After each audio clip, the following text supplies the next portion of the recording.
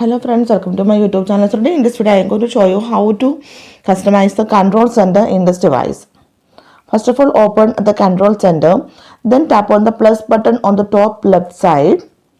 Now you can see customize the control center. So here you can from here we can add or remove the existing icon, and we can also replace this icon with another icon.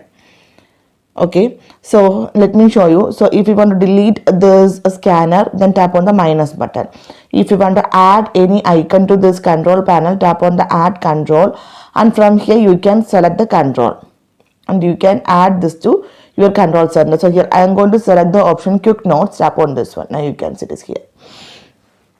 And also we can adjust the size of this app icon. So each and every icon you can see one symbol. If you tap on this one, then swipe right or swipe bottom, you can see the size is decreasing.